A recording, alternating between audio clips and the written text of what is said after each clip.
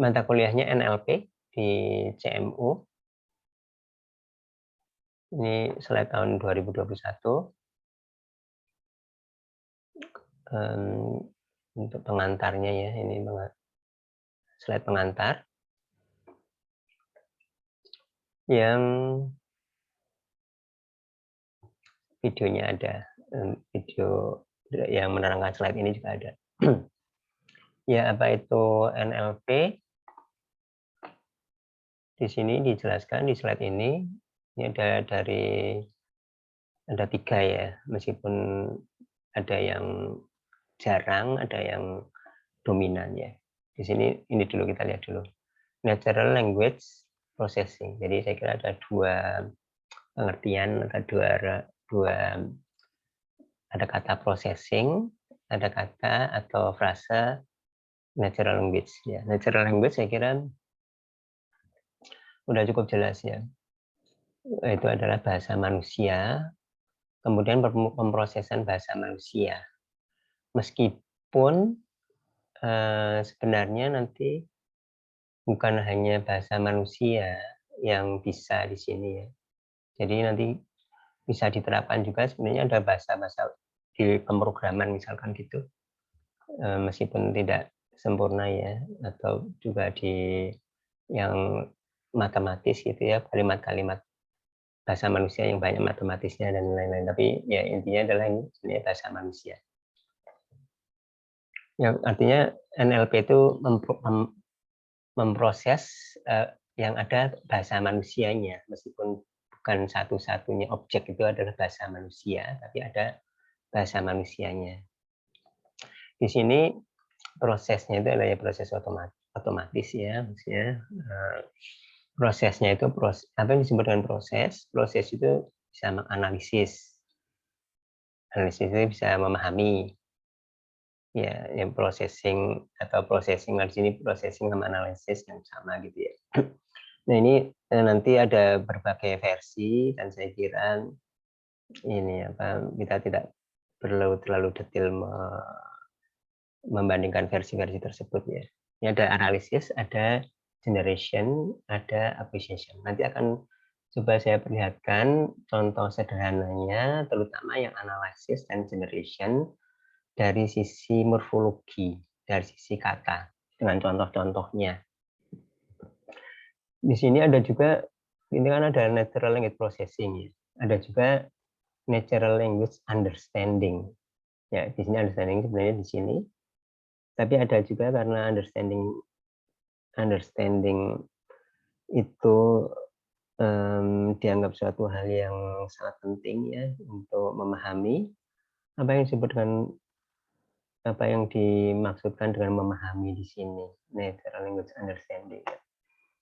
Ya, natural language understanding itu karena ini ya, ini natural language understanding di Stanford juga ya. Karena di sini salah satunya misalkan nanti bagaimana tadi kan belum ya, nanti kita akan mempelajari apa yang disebut dengan semantik, apa yang disebut dengan pragmatik, apa yang dimaksud dengan discourse, yang salah satunya itu misalkan terkait dengan percakapan, terkait dengan percakapan, terkait dengan dialog sistem seperti yang tadi kita sebutkan secara sekilas tadi ya. Jadi untuk memahami suatu bahasa manusia, percakapan itu suatu hal yang susah, sehingga ini ada sendiri natural language understanding. Kemudian generation, mengenerate ya, mengenerate itu maksudnya menghasilkan teks misalkan teks yang utamanya itu adalah kalimat ya, menghasilkan kalimat. Contohnya menghasilkan, kalau yang lebih panjang misalkan menghasilkan artikel atau menghasilkan Wikipedia entry semacam itu, atau menghasilkan yang lain itu seperti misalkan menu masakan gitu ya, itu yang tidak sepenuhnya bahasa yang secara utuh kalimat-kalimat, tapi itu adalah bisa termasuk dengan generation. Jadi di sini adalah menghasilkan teks. Kalau analisis ini biasanya dari teks, kemudian contohnya di sini adalah part of speech tagging. Jadi dari teks kata dihasilkan pos-posnya, kata-kata dalam sebuah kalimat, ini pos-posnya. Iya, ini terutama dua ini sebenarnya. Iya, kita lihat dulu. Nanti sebelum di sini setelah ini mungkin saya akan memberi contoh apa yang dimaksud dengan analisis dan generation dalam sebuah pengertian dalam permasalahan morfologi.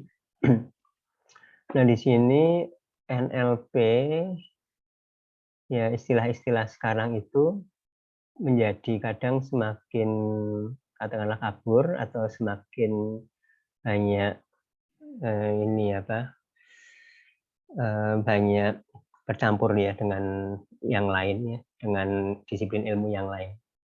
Ya, termasuk misalkan NLP ini dengan machine learning. Katakanlah ini udah semakin dekat karena machine learning dengan kasus NLP, tapi NLP itu sebenarnya untuk sebuah pendekatan misalkan dengan machine learning. Ya, jadi ini sebenarnya seperti misalkan ada yang peneliti machine learning, tapi kasusnya NLP atau orang NLP yang dia menggunakan machine learning, ya semacam itu.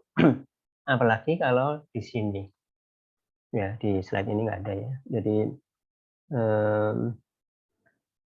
ada NLP, ada text mining di sini ya. Ada text mining, ada information retrieval. Ya.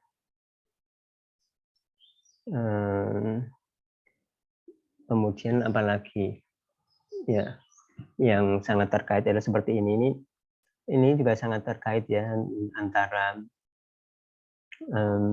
nah kalau di sini yang dikatakan adalah bahwa semua language teknologi termasuk mungkin salah satunya adalah apakah itu speech ataupun teks.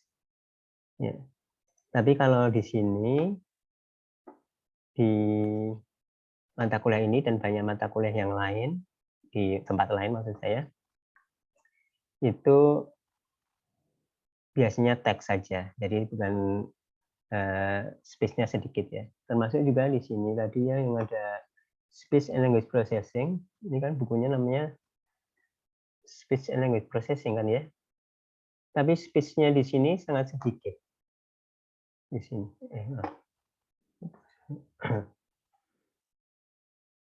Bagus.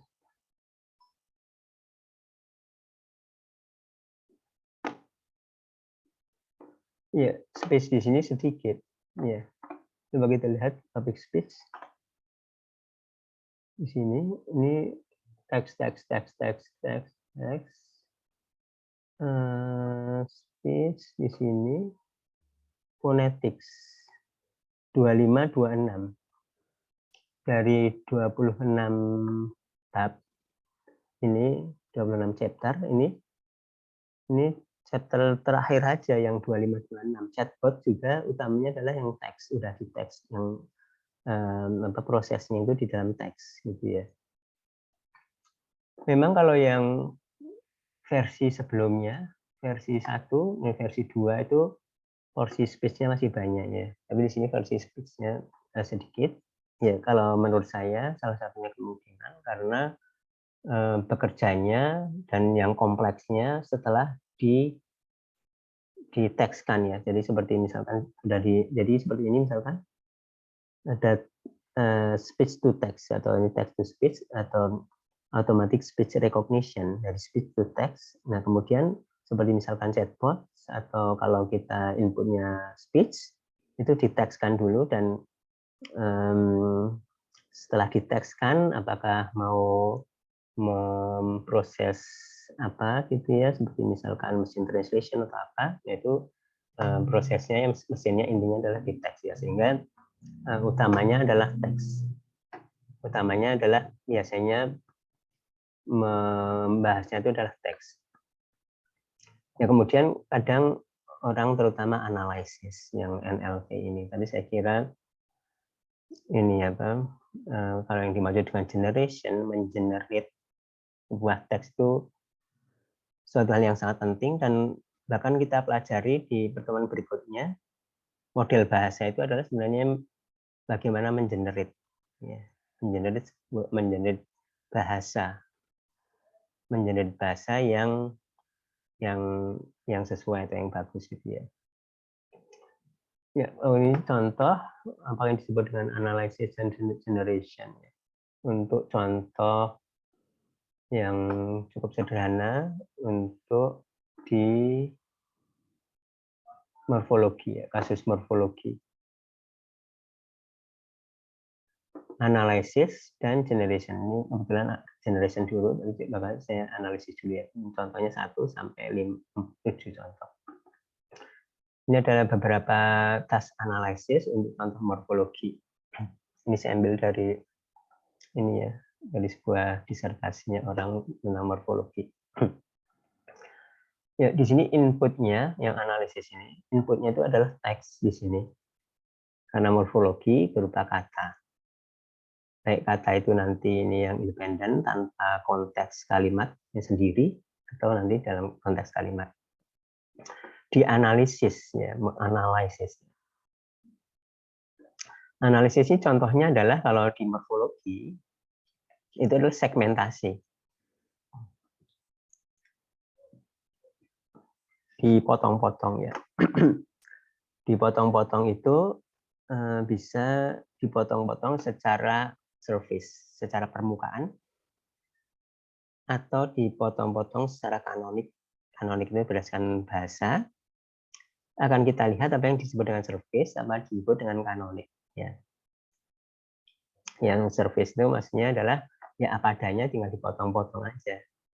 Acid divide, yaitu acid potong dengan IV plus ED. Ya, kalau di sini bukan IV tapi IVI, karena tidak ada IV ini. IV itu karena di sini IV aja, tapi secara umum sebenarnya IVI di sini. Nah, secara kanonik itu seperti itu. Tapi yang jelas yang ingin kita lihatkan tekanannya adalah analisis, ya. Ada analisis, kemudian ada generation ya. Kita analisis itu adalah inputnya bahasa Inggris, ya, bahasa. Dalam hal ini kata, morfologi. Nah, ini outputnya adalah dianalisis yang segmentasi. Kemudian kalau di sini dianalisis, ini adalah part of speech. Dan yang lain-lain. Yang lain-lain itu maksudnya ada yang disebut dengan morphological description secara umum. Atau lebih umum lagi, apa yang disebut dengan morphosyntactic description. Deskripsi ini, work ini dideskripsikan. Oh, work ini bisa ini ya. Ini ada dua kemungkinan, ada pengertian pertama dan kedua. Work itu adalah noun. Ya. Singular. Nominate singular. Atau bisa juga verb. Ya. Present. Ya. Singular, present itu. Present tense. Ya, seperti itu. Jadi dianalisis. Nah, ini dengan morphological analysis seperti ini. Kemudian analisis yang lain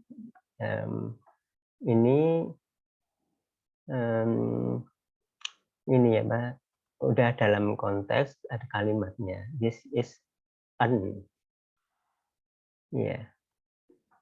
Iya, this is an.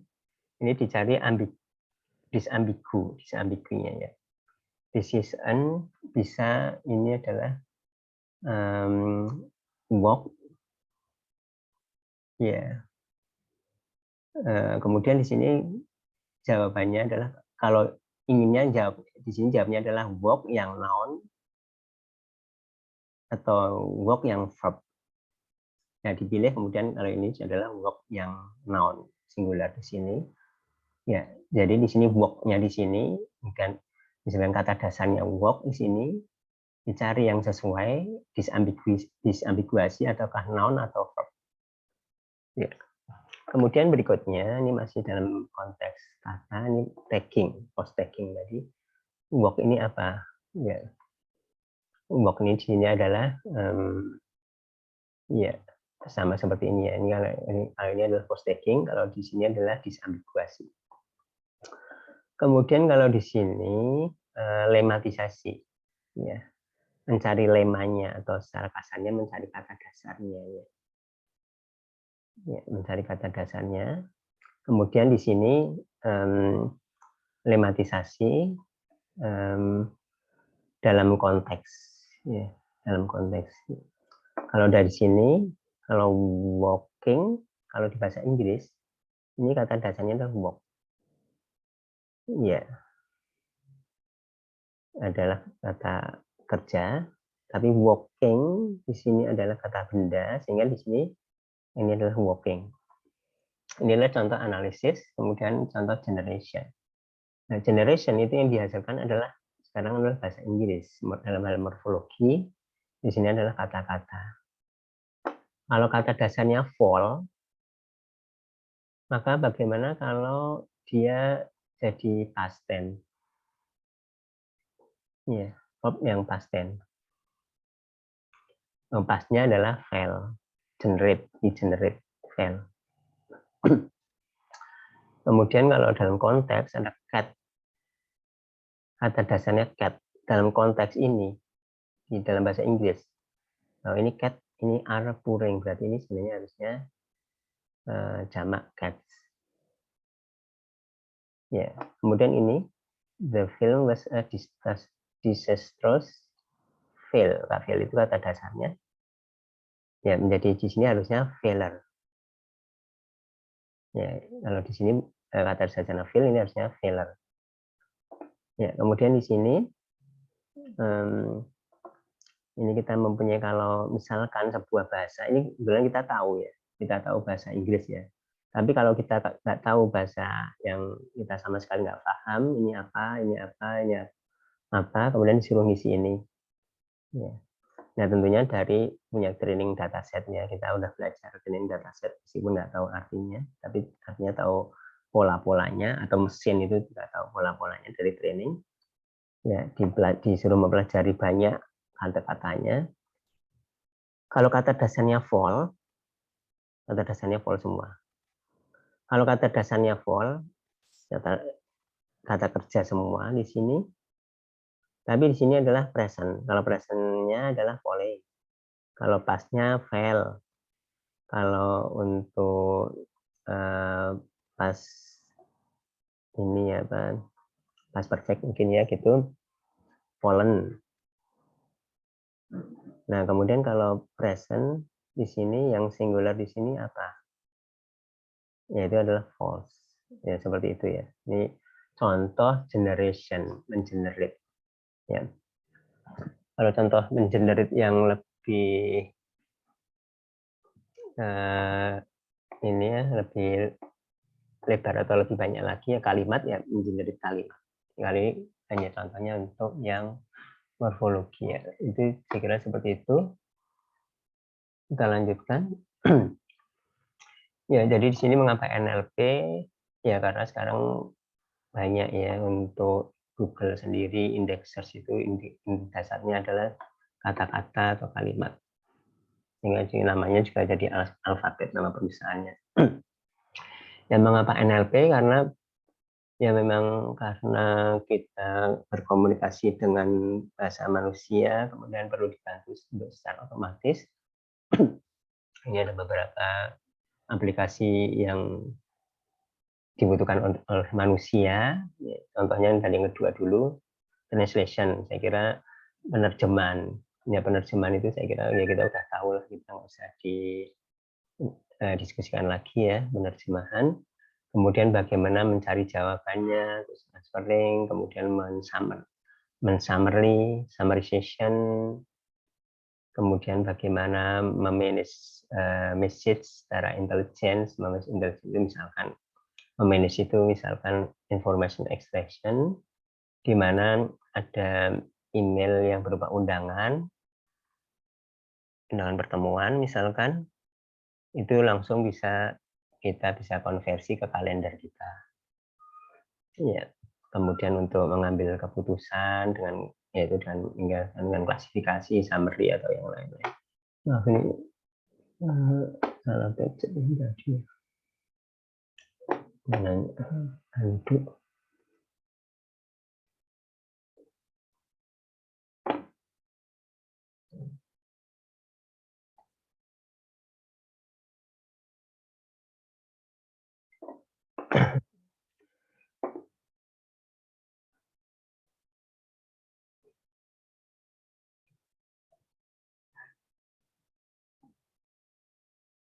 Ya. Ya, ini dan kemudian ada follow direction given by a user. Ya, seperti misalkan kalau ya contohnya mungkin kalau belok kanan, belok kiri gitu kan, misalkan contoh sederhananya, atau yang lebih ini lagi ya seperti chatbot atau seperti Siri dan lain-lain seperti itu ya. Kemudian ada spelling correction atau grammar, saya kira ada Grammarly, ada spelling correction, ada menilai ujian IC di sini, ada IC, kemudian ada poin-poin penilaian, kemudian dinilai secara otomatis. Nah, kemudian mengenerate puisi atau novel. Dan ini satu hal yang sudah sangat berkembang di sini ya, bukan hanya penelitian yang masih jauh, tapi sudah sangat berkembang. Kemudian yang berkaitan dengan listen dan give advice, ya. Ya tadi di chatbot nanti akan kita pelajari juga, bahkan chatbot yang udah cukup lama itu udah cukup berkembang ya, meskipun ya udah cukup berkembang meskipun itu teks ya, tapi itu untuk chatbot untuk psikologi yang udah cukup berkembang. Kemudian opini atau sentimen, analisis sentimen termasuk untuk opini publik, termasuk bukan hanya untuk komersial produk, tapi juga untuk politik dan lain-lainnya, kebijakan publik.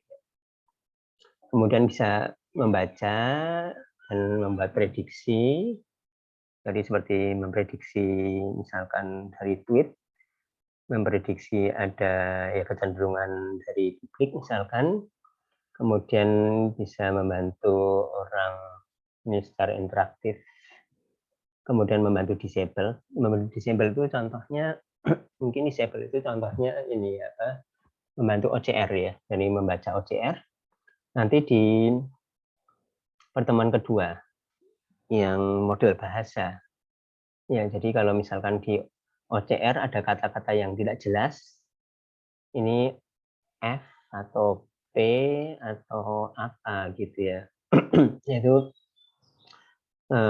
hasil OCR-nya jadi lebih bagus. Ini contoh sederhananya, ini dengan OCR salah satu untuk membaca OCR atau secara umum model bahasa. Ya, kemudian juga refugee disaster victims, ini ada contoh juga, yaitu bagaimana mengelola misalkan message dari korban-korban misalkan gitu ya. Dan untuk bahasa-bahasa yang asli atau yang sudah terancam punah ya, bisa mungkin bisa didokumentasi juga kembali digunakan, bukan digunakan, dipahami misalkan dengan melakukan proses learning. Ya, untuk karir saya kira nggak usah kita bahas, bahwa ya insya Allah NLP itu karena semakin banyak digunakan sehingga insya Allah banyak digunakan di waktu kita kerja ya. Ya, ini yang tadi ada analysis dan generation ya. Mungkin saya akan lihatin juga sedikit yang dari ITB ya. Ya, sedikit aja dari ITB.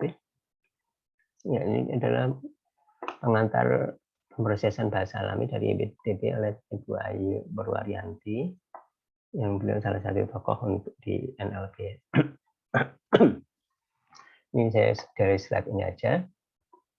Ya, di sini kita lihat kalau di sini dibedakan antara natural understanding, di mana yang saya tangkap di sini disampaikan oleh beliau bahwa di sini adalah bahasa terutama teks, tapi juga bisa speech ya. Tapi speech saya kira ditekskan dulu terutama di sini. Ini teks ya, jadi di sini teks meskipun speech ini ditekskan dulu. Sign bahasa simbol-simbol misalkan untuk yang Morse atau apa ini kan ditekskan dulu.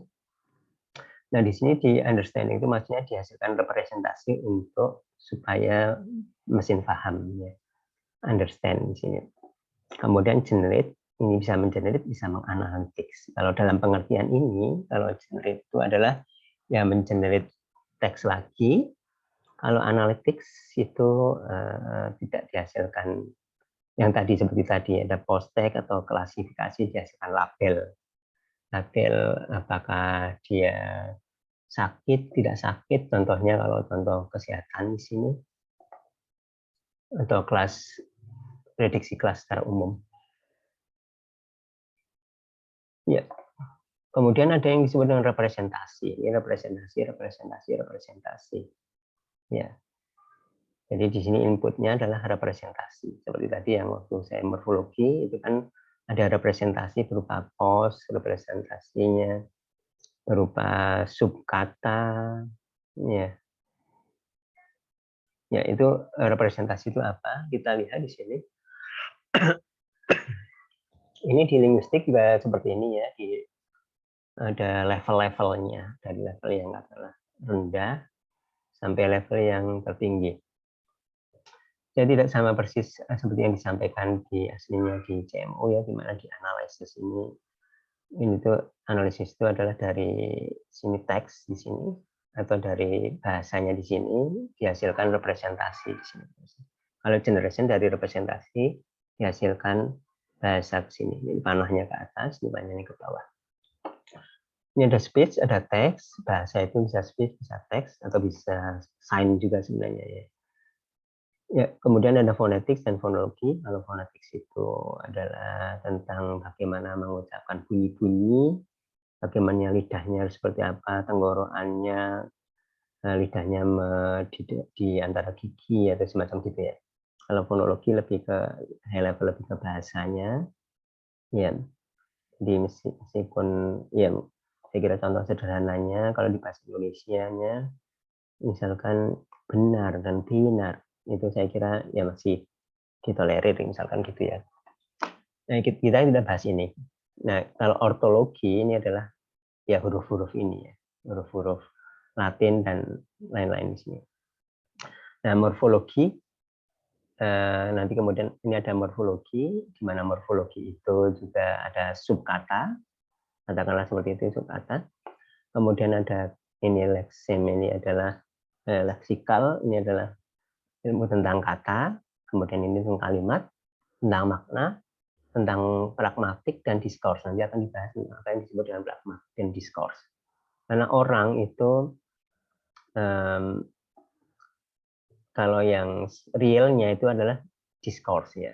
Ini supaya komunikasi misalkan baik itu tertulis maupun lisan ya, baik itu artinya dalam bentuk tulisan atau interaksi itu ada diskurs. Nanti kita akan coba ya. Tapi terutama kalau di pelajaran-pelajaran ya itu kebanyakan sampai semantik ya.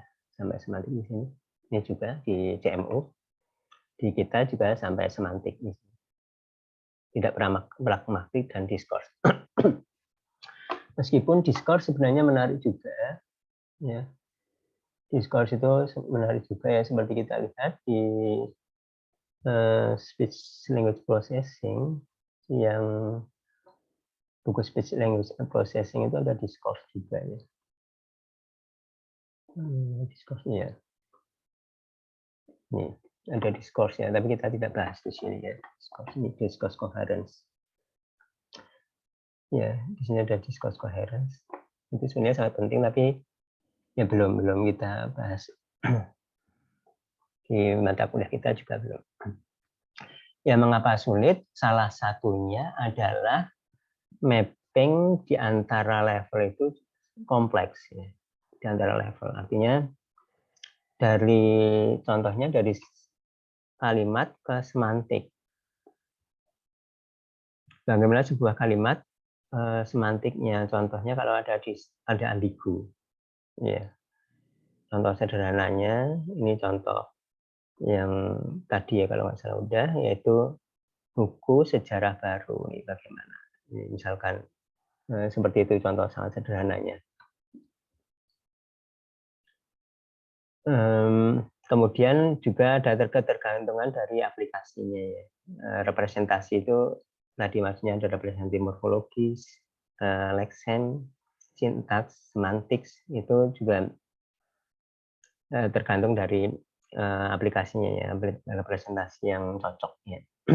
Di samping juga ada ini ambigu atau juga dulu noisy dulu ya. Kadang-kadang ini ada noisy, kalau speech jelas ada noisy ya. Kemudian juga ya noisy karena ada typo dan lain-lain. Kemudian di sini ada aturan-aturan bahasa, yang aturan-aturan bahasa itu berbeda dengan yang formal seperti TPA.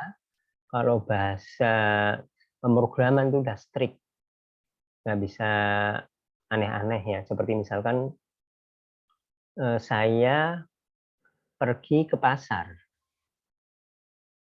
Kalau ada yang mengatakan saya ke pasar pergi, itu orang paham lah itu maksudnya pergi ke pasar. Kalau saya ke pasar pergi itu sama aja, cuman ya penekanannya aja ya, penekanannya kayak yang pertama itu adalah saya pergi ke pasar, mungkin ya perginya yang ditekankan. Itu kalimat standar. Tapi kalau saya ke pasar pergi, oh dia mau menekankan ke pasarnya. Tapi masih ditolerir. Itu contoh yang sederhana, yang meskipun tidak baku, yaitu masih wajar ya.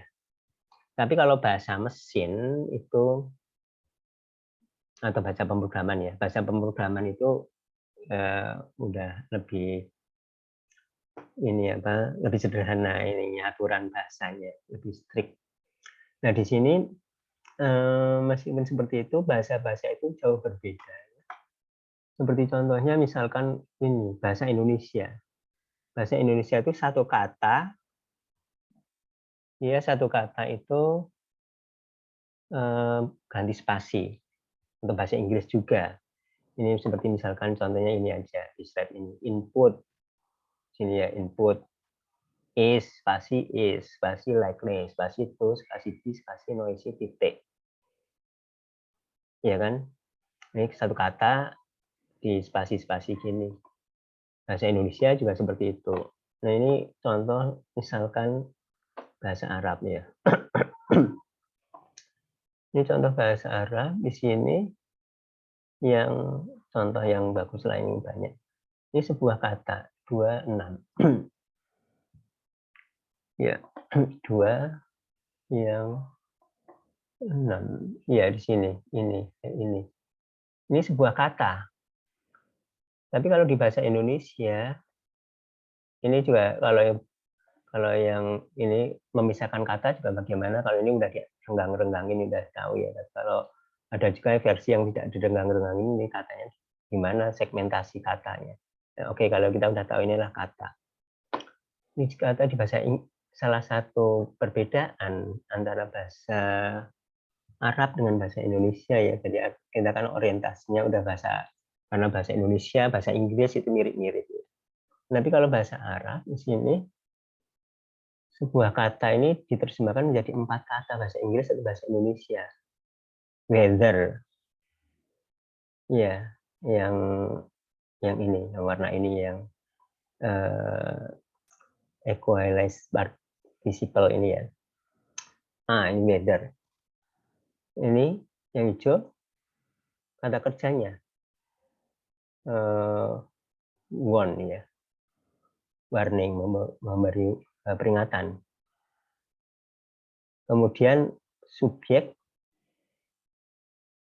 you, subjeknya yang memberi peringatan. Yang diberi peringatan them. Yang ini jadi satu kata. Kalau di bahasa Indonesia udah jadi kalimat, ya kan? Nah, ini contohnya artinya ini contoh di bahasa Arab saja, dan salah satu contoh aja di bahasa Arab juga banyak. yang berbeda dengan bahasa Indonesia, juga apalagi bahasa-bahasa yang lain juga banyak berbeda ya. Nah, ini artinya di sini ini tuh secara mengkonstruksinya itu kita tidak bisa katakanlah kalau orang awam gitu atau mesin tidak belajar dengan sungguh-sungguh, misalkan karena trainingnya kurang atau karena metode trainingnya kurang bagus, ya dia kurang bisa belajar. Kemudian kompleksitas linguistik representasi yang lain adalah ambiguitas ya. Di mana untuk setiap string itu mungkin bisa mempunyai interpretasi yang berbeda di setiap levelnya. Ya, setiap level itu tadi level morfologi di kata aja udah mungkin berbeda kan. Tadi kan ada pengertian atau sense yang berbeda ya antara tadi car, misalkan car itu juga macam-macam maksudnya, tahu macam-macam maksudnya ya.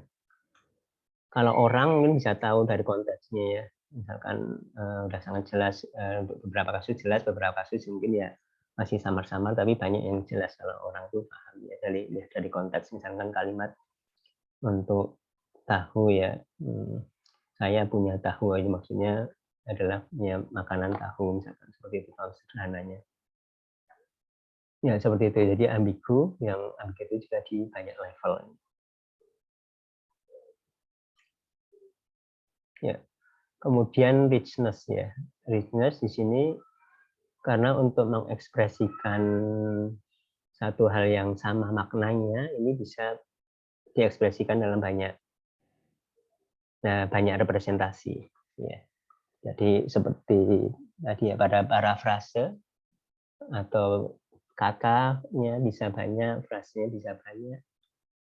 Ya. Kemudian antar level itu interaksi sama lain, ya level tadi yang dari morfologi ke atasnya lexeme, ke atasnya sintaks, ke atasnya semantik. Kemudian ada diversity di antar bahasa ya. Kalau kita ingin NLP secara umum, maka tidak bisa dengan sederhana begitu saja bisa menangani bahasa-bahasa yang berbeda ya. Ini ada model. Ya, kita nanti akan membahas tentang model ya di pertemuan kedua. Salah satu model yang sangat penting yaitu model bahasa.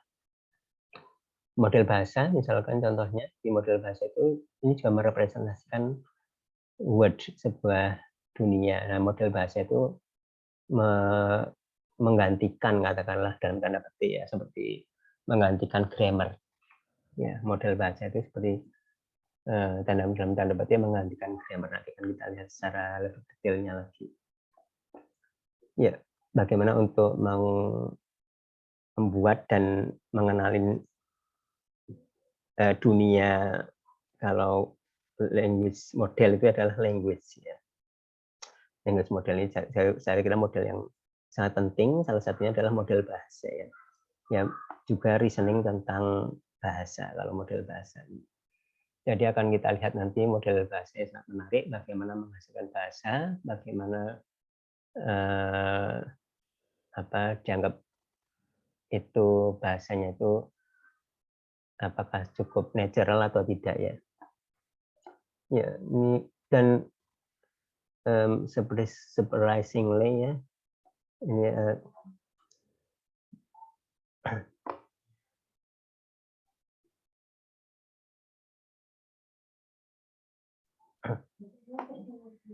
ya di sini ternyata ada model-model yang sederhana. Shallow itu artinya sederhana. Shallow itu maksudnya dangkal dari sisi linguistiknya.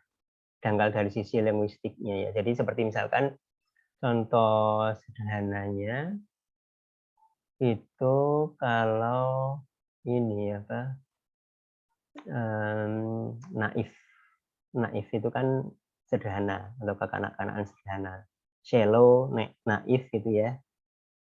Iya. Atau yang kalau kita lihat yang lebih ekstrimnya itu adalah ilmu linguistik atau ilmu bahasa linguistik itu yang artinya linguistik semakin kompleks, semakin spesifik di bahasa tertentu, itu artinya semakin dalam modelnya itu ternyata tidak diperlukan sekarang ya. Kita lihat contoh kasus yang ekstrim itu di mesin penerjemah. Ya, di mesin penerjemah, di mana kalau sebelumnya itu kompleks, banyak unsur-unsur kebahasaan, melibatkan ahli-ahli bahasa. Kalau ada kasus untuk aturan-aturan bahasa tertentu ditambahkan di mesin translation itu. Ada satu aturan kebahasaan yang spesifik di bahasa tertentu, di bahasa Indonesia, misalkan bahasa Indonesia ke bahasa Inggris, itu ditambahkan ke situ. Nah, di sini kemudian nanti ternyata modelnya itu shallow, artinya shallow itu dari sisi linguistiknya ini apa sedikit, dan itu bekerja sangat ternyata baik dan sangat baik, dan bahkan lebih baik daripada yang deeper. Kemudian di sini di kita ya juga kita nanti mempelajari meskipun tidak terlalu dalam sekali, dan kita terutama di teks dan terutama di analisis dan ya secara langsung generation sebenarnya ya. Ya, kemudian adalah ya, kemudian ini saya kira tentang performansi, bagaimana mengukur performance, evaluasi sistem performance. Ya, ini sebenarnya juga penting ya, bagaimana mengukur performansinya. Ini seperti misalkan contohnya kalau di konferensi tentang bahasa yang terakhir, yang terbaik, paper yang terbaik, best papernya itu tentang performansi, bagaimana mengukur sebenarnya, tapi kita tidak pelajari di sini. Ya. Oke, kemudian beberapa aplikasinya. Di sini ada information extraction. Information extraction terutama adalah yang open. Ya. Open information extraction. Information extraction salah satu contohnya itu adalah relasi. Relasi itu artinya ini, seperti misalkan relasi antara dua entitas. Ada sebuah kalimat tell you berada di Kabupaten Bandung misalkan. Ya. Nah, itu relasinya adalah antara tell you dan Kabupaten Bandung, relasinya adalah lokasi. Tell you berlokasi di Kabupaten Bandung. Ya, ini adalah contoh information extraction, atau dalam hal lebih khususnya lagi relation extraction, yang itu bisa dikatakan dekat dengan klasifikasi karena memilih relasinya, memilih mau apakah lokasi, apakah itu misalkan ininya kantor pusatnya, ataukah itu misalkan cabang atau apa-apa. Jadi pilihan, ada pilihan relasinya. Nah, kalau open itu salah satunya relasinya itu terbuka. Relasinya apa dicariin. Jadi seperti klasifikasi, tapi kelasnya open gitu ya, open gitu ya. Nah, gitu ya. Nah, kemudian ada question answering, ada chatbot, saya kira sudah tahu, ada machine translation, summarization, opinion, dan sentiment analysis. Ya. Di menganalisis opini atau sentimen dari review, apakah positif atau negatif, atau lebih detail dari itu, bisa lihat salah satunya di video yang perkuliahan tadi pagi ya. Ini lebih detail di situ disampaikan. Social media analytics, kita kalau analisis yang saya kira kita juga ada mata kuliahnya. Sosial media ini kan juga sebenarnya natural language ya. Jadi social media analysis ini juga mesinnya juga kan sebenarnya banyak ininya, ya dapat dikatakan NLP juga. Kemudian news ini kan juga ini ya, bahasa ya, bahasa. Kemudian bagaimana mendeteksi fake news ini sebenarnya mengklasifikasi. tapi mengklasifikasi khusus untuk yang fake news. Bagaimana di sini juga sebenarnya mengklasifikasikan apakah sentimennya positif atau negatif ya. Ya, mungkin saya kira seperti itu. Oh ya, di sini ininya tadi ya, morfologi, lexem dan seterusnya, morfologi. Ya, morfologi itu adalah kata-kata ya. Dan contohnya tadi ya.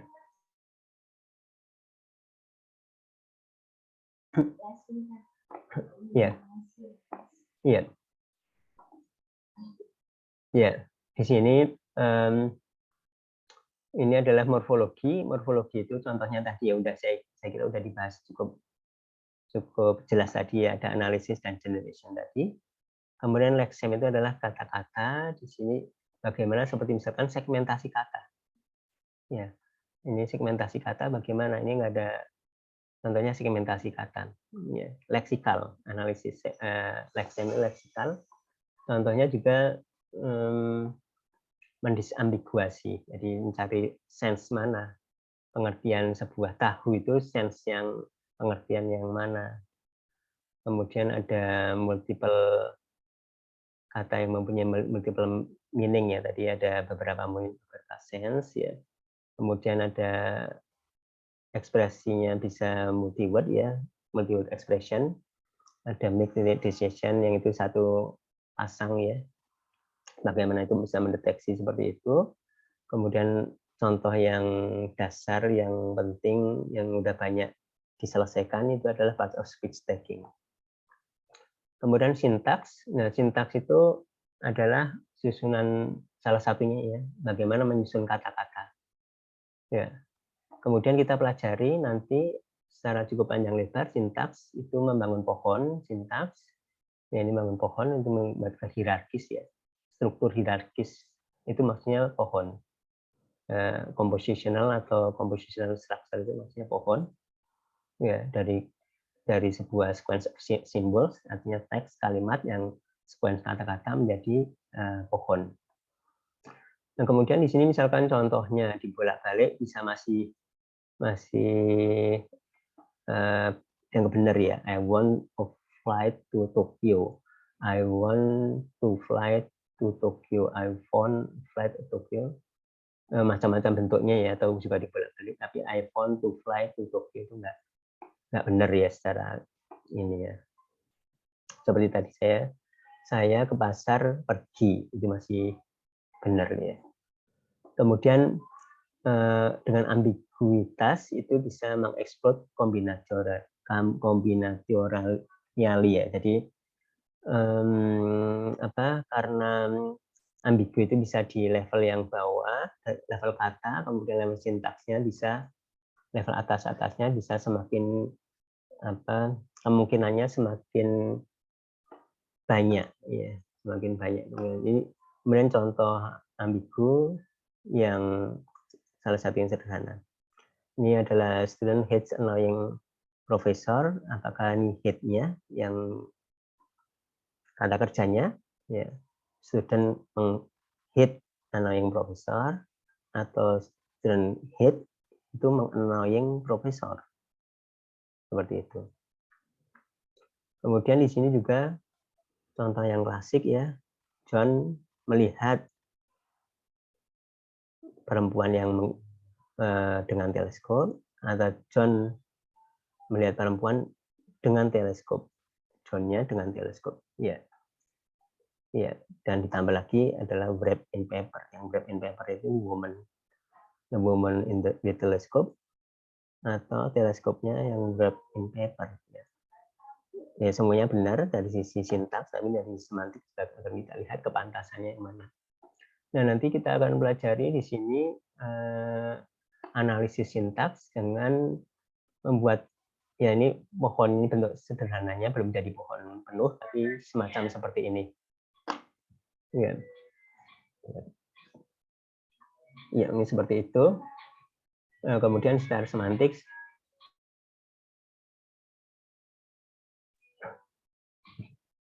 nah sebentar ya, ada alarm. Ya, kemudian level berikutnya semantik. Ya, semantik di sini akan kita pelajari semantik di level kalimat dan semantik di level kata ya di mata kuliah kita ini nanti. Ya, ya kemudian ya sekarang ini aja pragmatik dan diskurs yang kita tidak pelajari secara detail. Ya. Apa yang dimaksud dengan pragmatik dan apa yang dimaksud dengan diskurs ya. Pragmatik ini contohnya, ini pragmatik itu adalah non-local meaning fenomena. Jadi kita tidak bisa hanya secara literal ya. Secara literal, secara semantik saja tidak cukup. Kalau ini secara semantik, can you pass the salt? Itu artinya kalau secara semantik ini adalah pertanyaan. Pertanyaan, apakah kamu bisa meneruskan atau memberikan garam? Ya, secara semantik seperti itu, secara makna. Tapi sebenarnya secara pragmatik itu dalam konteks orang itu sebenarnya minta tolong. Ya, jadi sebenarnya minta tolong dia tidak bertanya, tapi dia minta tolong. Ya, minta tolong untuk diambilin garam. Ya, pragmatiknya seperti itu.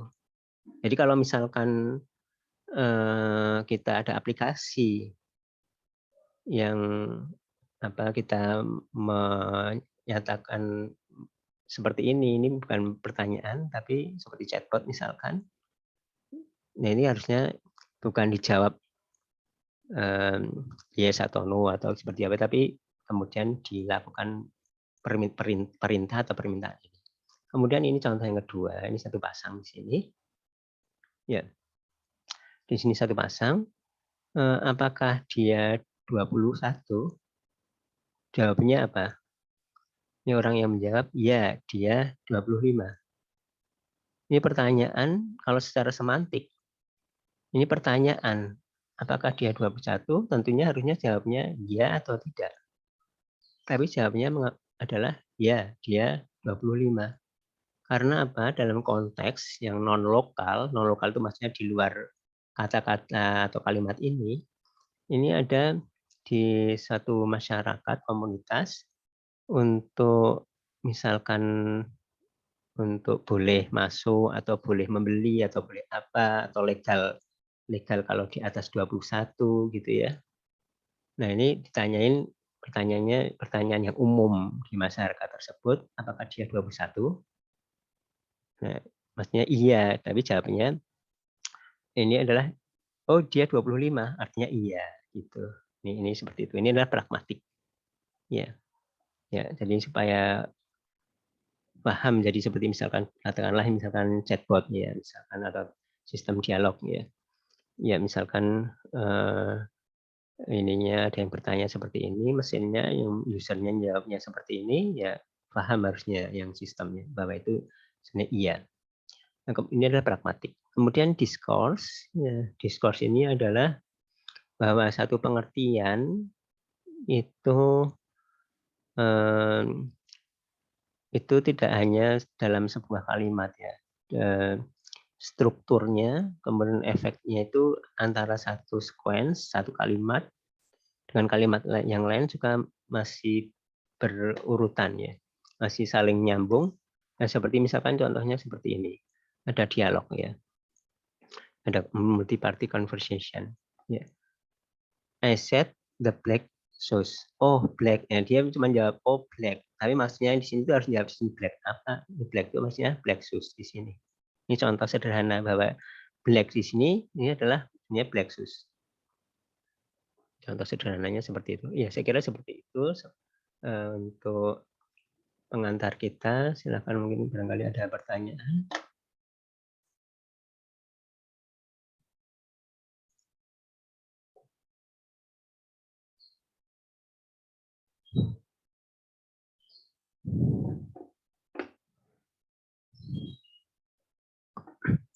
Ya, silakan nanti kita insya Allah akan disediakan Google Form untuk pertanyaan ya.